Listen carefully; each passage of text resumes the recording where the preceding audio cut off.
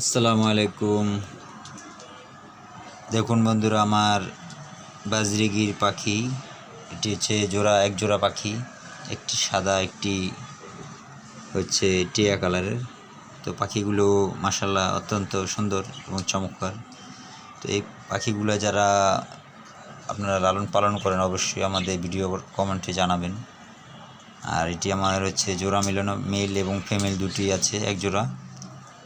তো দেখুন ওরা কি সুন্দর, এখন রাত, ওরা কি সুন্দর খেলাধুলা করছে এবং খাবার খাচ্ছে।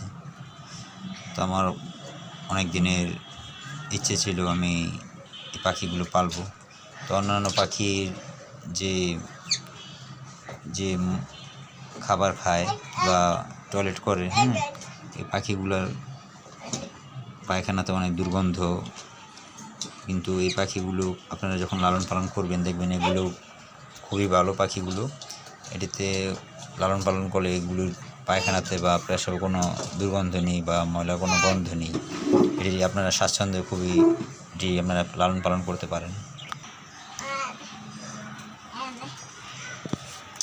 এই যে দেখুন বন্ধুরা, আপনাদের খুব কাছ থেকে দেখাচ্ছি।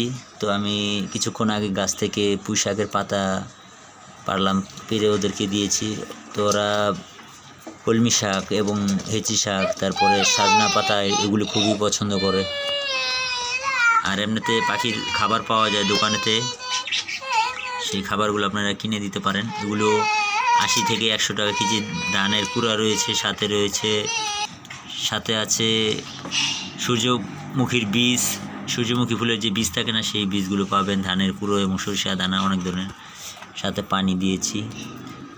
তো প্রথমে আমার একটি পাখি ছিল, এটি যে মেয়ে পাখি। তো সাথে পরে আরেকটি সাদা পাখি কিনে আনি, ওটি হচ্ছে পুরুষ পাখি। তো পুরুষ পাখির সবসময় নাকের কালারটা দেখবেন নীল রঙের, আর মেয়ের নাকের রঙটি হবে বাদামি বা সাদা কালারের। তো এদের মাঝে মধ্যে ক্যালসিয়াম জাতীয় খাবার দিতে হয়, যেমন সজনা পাতা প্রচুর ক্যালসিয়াম, ডিম সিদ্ধ, এরকম চনা বুট সিদ্ধ করে গুঁড়ো করে দিতে পারেন।